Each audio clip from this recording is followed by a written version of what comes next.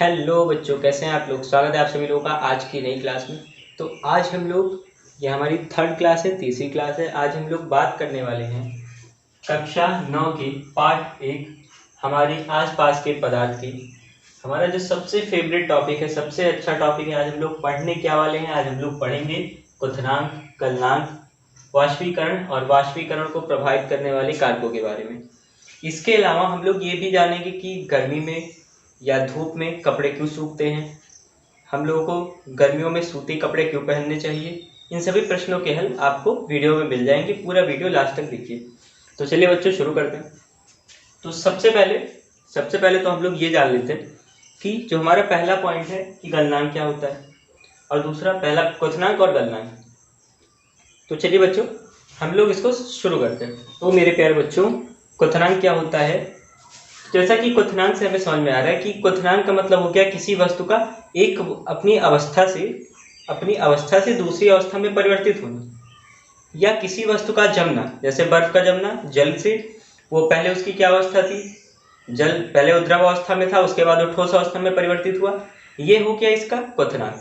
अब इसको आप लोग ऐसे समझ सकते हैं कि वह न्यूनतम ताप मतलब कम से कम ताप जिस पर कोई पदार्थ अपने को परिवर्तित कर दे, अपनी अवस्था।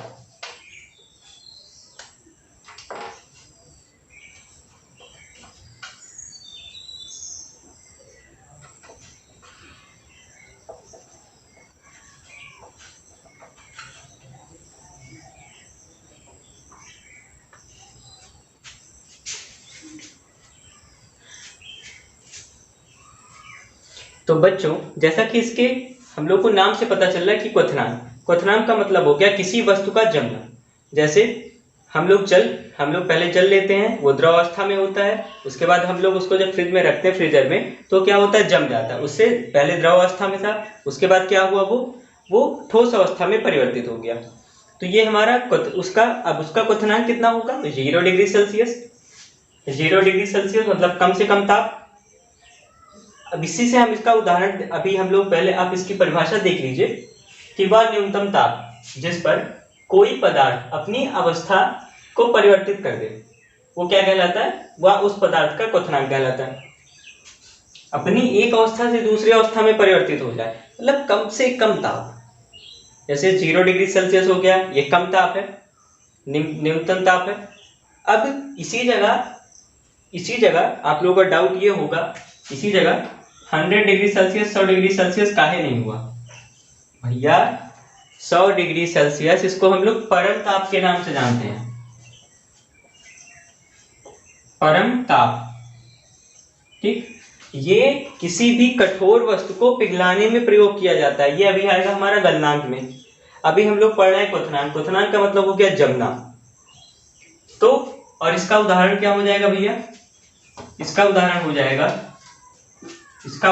जाएगा कि जल से बर्फ का बनना, ठीक। सबसे बेहतर इसका उदाहरण है, सबसे बढ़िया, सबसे लाजवाब उदाहरण है जल से बर्फ का बनना। और ये कितने डिग्री सेल्सियस पे होता है, इसका क्वथनांक 0 डिग्री सेल्सियस होगा। कितना होगा भैया, 0 डिग्री सेल्सियस, ठीक है। तो ये चीज आपको क्लियर हुआ। अगर आपको कोई भी चीज नहीं समझ में आती तो आप लोग कमेंट कर सकते हैं। अगर आपको ये पूरा वीडियो मुझे लगता है देखना चाहिए, आपको कई सारी चीजें इसमें पता चलने वाली है। आगे हम लोग क्या करेंगे, आगे हम लोग पढ़ेंगे। अब ये तो हमारा पूरा हो गया, ये तो हमारा क्लियर हो गया ना। अब पढ़ेंगे हम लोग गलनांक के बारे में।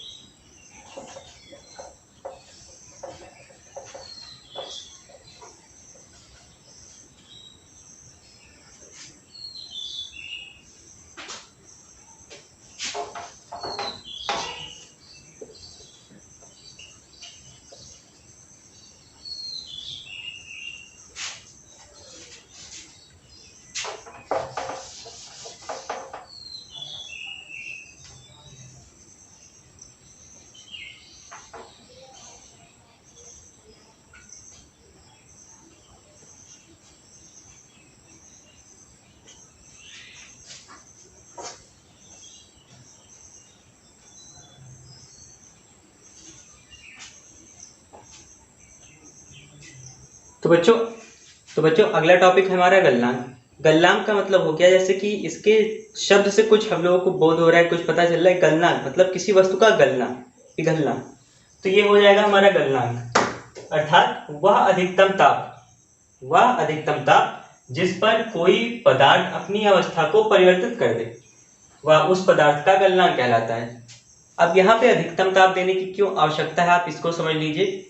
क्योंकि कोई भी वस्तु अगर ठोस अवस्था में है, ये ठोस अवस्था या द्रव अवस्था पर ही लागू होंगे, गैस अवस्था पर ये लागू नहीं होगा। क्यों नहीं होगा, आप ऐसे समझिए कि कोई भी वस्तु अगर ठोस अवस्था में है, उसको आप अधिक ताप दोगे, मतलब उसको अधिक ताप देने का मतलब गर्म करना। सीधे तौर पर यहाँ पे क्या हो गया, गर्म करना। जब भी हम उसको गर्म करेंगे तो क्या होगा, पहले वो ठोस है, ठोस से द्रव में परिवर्तित होगा और द्रव से गैस में परिवर्तित हो जाएगा, या जिसमें भी परिवर्तित होगा। जैसे लोहा है, अगर उसको हम लोग परिवर्तित करना चाहते हैं द्रव अवस्था में, तो हमें क्या होगा, उसको परम ताप देना होगा, उसको अधिकतम ताप देना होगा। उसका अधिकतम ताप कितना होगा, अधिकतम हमें 100 डिग्री सेल्सियस ताप देना होगा उसे गर्म करने के लिए। तो यहाँ पे अगर, और दूसरी बात, लोहे को वाष्प मतलब गैस अवस्था में परिवर्तित नहीं किया जा सकता है, वो ठोस से द्रव में ही परिवर्तित होगा, उसके अलावा उसको परिवर्तित नहीं किया जा सकता। क्यों नहीं किया जा सकता, इसके बारे में अगर आप लोग जानना चाहते हैं तो कमेंट करिए। इसके लिए हम लोग अलग से वीडियोस बनाएंगे, उसमें हम लोग डिस्कस करेंगे क्यों नहीं होता। कई सारे पदार्थ हैं ऐसे। तो आप इतना समझ लीजिए कि उसको उतनी एनर्जी नहीं मिल पाती, उतनी ताप नहीं मिल पाता जितने वो गैस अवस्था में परिवर्तित हो सके। वो गैस अवस्था में न परिवर्तित होकर जल जाएगा, उसके कुछ अवशेष हमें प्राप्त होंगे जो किसी भी कार्य के हेतु हम उसे नहीं ले सकते, किसी भी प्रयोग हेतु वो नहीं रह जाएंगे। तो आगे क्या है, बर्फ में हम लोगों ने बर्फ ली, ठोस अवस्था में थी, इसको हम लोगों ने पिघलाना शुरू किया, ताप देना शुरू किया। जैसे ही ताप हम देते गए, ये क्या, पहले ठोस अवस्था में था, फिर द्रव में परिवर्तित हुआ। पहले किस अवस्था में था, ठोस अवस्था में था, फिर परिवर्तित हुआ द्रव अवस्था में, और फिर गैस अवस्था में परिवर्तित हो गया। गैस अवस्था में कब परिवर्तित होगा, जब इसको अधिकतम ताप दिया जाएगा, परम ताप मतलब कहा जाए 100 डिग्री सेल्सियस। इसको जब पानी उबलता है उस समय उस पानी का या जल का तापमान जो होता है वो 100 डिग्री सेल्सियस, 100 डिग्री सेल्सियस होता है। एक बात और, ये क्या आप लोगों को पता है कि 0 डिग्री सेल्सियस में कितने केल्विन होते हैं, 0 डिग्री सेल्सियस में कितने केल्विन होते हैं, ये आप लोगों का प्रश्न है। आप लोग कमेंट के माध्यम से जरूर बताइएगा, हम लोग अगले वीडियोस में इस पे डिस्कस करेंगे कि क्या होता है कि 0 डिग्री सेल्सियस में कितने केल्विन होते हैं। लास्ट में वैसे आपको वीडियो में पता चल जाएगा कि 0 डिग्री सेल्सियस में कितने केल्विन होते हैं। तो ये रहा हमारा गलनांक, कि किसी भी वस्तु को वह अधिकतम ताप, या वह अधिकतम ताप मतलब क्या हो रहा है, गर्म हो रहा है। किसी वस्तु को गर्म करने पर जिसमें वह अधिकतम ताप, जितने ताप पर वह वस्तु गर्म होकर अपने अवस्था को परिवर्तित कर दे, वही उसका, मान लीजिए यहाँ पे 18 डिग्री सेल्सियस पे परिवर्तित करे, तो यही इसका गलनांक है। ये 100 डिग्री सेल्सियस पे परिवर्तित कर रहा है, यही इसका गलनांक है। ठीक, तो जो वो वही अधिकतम ताप होगा, वो अधिकतम ताप जो भी वस्तु के एक अवस्था से दूसरी अवस्था में परिवर्तन का एक माध्यम बन सके, वो हमारा क्या होगा, गलनांक होगा। तो किसी भी वस्तु के वह अधिकतम ताप जिस पर कोई भी वस्तु अपनी एक अवस्था से दूसरी अवस्था में परिवर्तित हो जाए, वो हमारा होगा गलनांक। अब हम लोग आगे चलते हैं। आई होप आपको ये टॉपिक क्लियर हो गया होगा।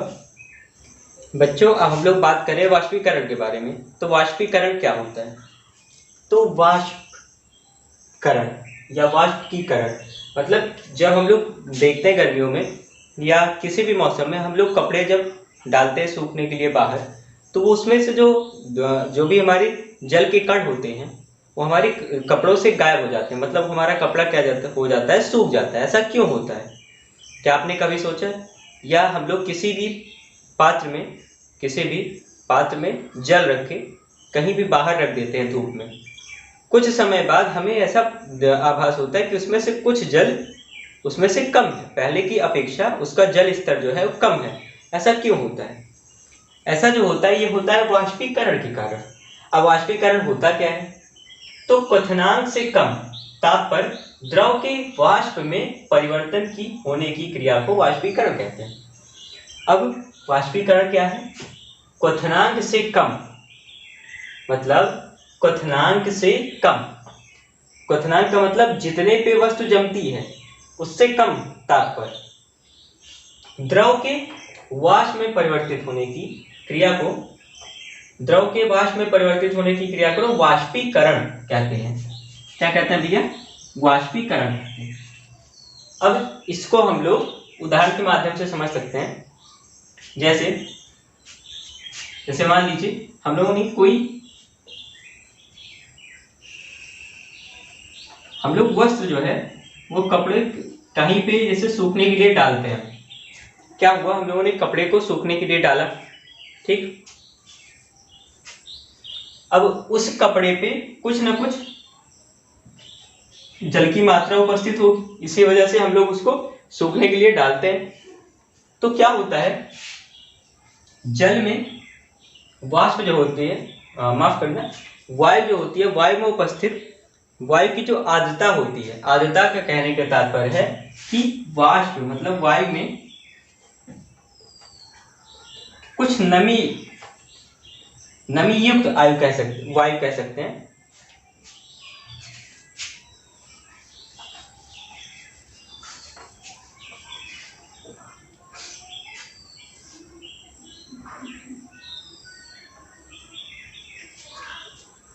तो यहां से आप लोगों को क्लियर हो गया होगा वाष्पीकरण क्या है।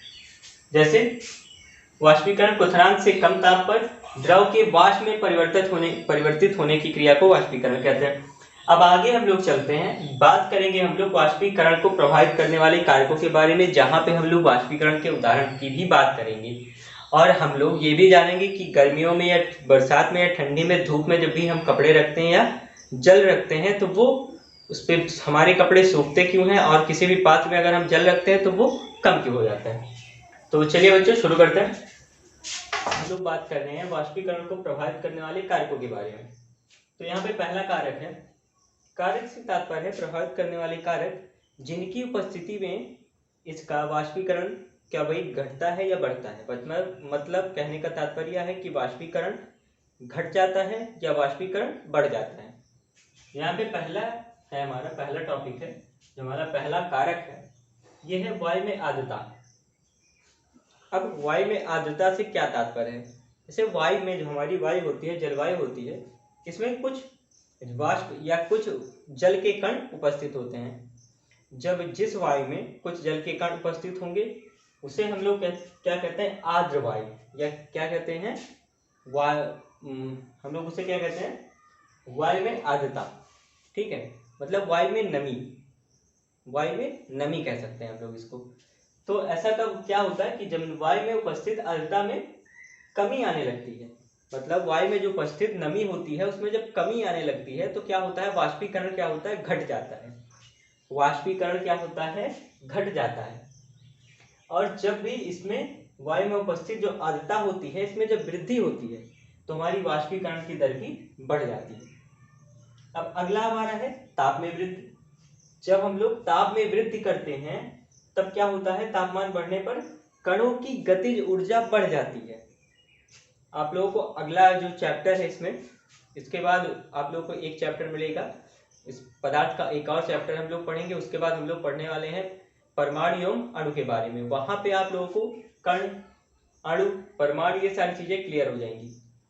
तो जब भी कणों को जब ऊर्जा बाहर से प्रदान की जाती है तो क्या होते हैं? उसकी गतिज ऊर्जा, मतलब वो इधर उधर चलने की जो उसमें टहलने की ऊर्जा होती है ना, वो हमेशा वॉक करता रहता है, लेकिन वो वॉकिंग जो उसकी एरिया होता है उसमें उसकी गतिज ऊर्जा जो होती है वो बढ़ जाती है जब बाहर से उसको कोई भी अलग सोर्स मिलता है, एनर्जी मिलती है, ऊर्जा दी जाती है, ऊष्मा दी जाती है, ठीक। तो जब भी बाहर से ताप में वृद्धि की जाती है तो क्या होता है? उसकी गतिज ऊर्जा बढ़ जाती है, जिससे वाष्पीकरण, इससे वे वाष्पीकृत हो जाते हैं। मतलब उसमें जो उपस्थित कण होते हैं वो क्या होंगे?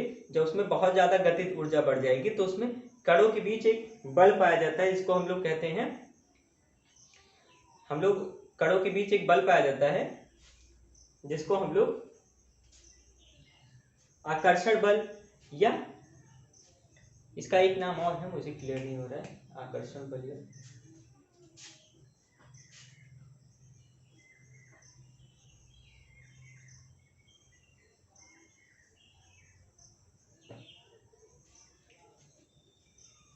कणों के बीच में जो बल पाया जाता है उसके बीच जो आकर्षण बल होता है, एक दूसरे को पकड़ने की क्षमता जो होती है, वो क्या होती है, गतिज ऊर्जा बढ़ने के कारण वो क्षमता क्या हो जाती है, क्षीण हो जाती है। जिससे क्या होता है, वो कण अपने स्थान छोड़कर दूसरे स्थान पर जाने लगते हैं। मतलब वो क्या होते हैं, मुक्त होने लगते हैं। जिसे हम कहते हैं कण क्या होते हैं, वहां से मुक्त होने लगते हैं, जिससे क्या होता है, वो वाष्पीकृत हो जाता है। अब अगला हमारा जो टॉपिक था कि गर्मियों में कपड़े जो होते हैं ये सूखते क्यों हैं, या कपड़े क्या होते हैं, सूखते क्यों हैं, गर्मियों में हम लोग सूती कपड़े पहनते क्यों हैं। तो ये सब होता है वाष्पीकरण के कारण। हम लोग जो वस्त्र बाहर डालते हैं, कपड़े जो हम लोग बाहर डालते हैं, ये वाष्पीकरण के कारण क्या होते हैं, सूख जाते हैं। और दूसरी बात कि हम लोग गर्मियों में सूती कपड़े क्यों पहनते हैं, क्योंकि भैया गर्मियों में क्या होता है, जब भी हम लोग जब गर्मियों में क्या होता है, हम लोग को जब कोई भी वर्क करना होता है, कोई भी काम करना होता है, तो हम लोग को स्वेट होता है, पसीना होता है। तो उस पसीने को क्या करता है, सूती कपड़ा जो होता है वो क्या करता है, सोख लेता है। और सोखने के बाद वो जो हमारा पसीना निकला था, जो हमारे स्वेट निकले थे, वो हमें उसके बाद ठंडक प्रदान करते हैं। वो हमें क्या करते हैं, ठंडक प्रदान करते हैं। वो उसको फिर से अवशोषित करते हैं कणों को और हमें ठंडक प्रदान करते हैं। ठीक, तो भैया आपका ये टॉपिक जो है वो क्लियर हो चुका है। मिलते हैं अगले टॉपिक में, अगले चैप्टर में। ये आपका चैप्टर क्लियर हो गया। आपको अब इसमें कुछ और भी जरूरत मुझे नहीं लगती है आपको कुछ है। ये आपका चैप्टर पूरा टोटली कंप्लीट हो चुका है। अगर आपका अगर मैंने मिस्टेक करके कोई भी चीज़ अगर छोड़ दी है तो आप लोग कमेंट करिए, वो टॉपिक मैं आपको पढ़ा दूंगा, उसको अलग वीडियोस में। अगली क्लास आपकी उस पर ही होगी, लेकिन जल्दी से कमेंट कीजिए। जितने भी आपके दोस्त यार जितने भी लोग हो, आप उनको क्या कीजिए, वीडियो शेयर कीजिए, लाइक कीजिए, सब्सक्राइब कीजिए। मिलते हैं अगली क्लास में, तब तक के लिए जय हिंद।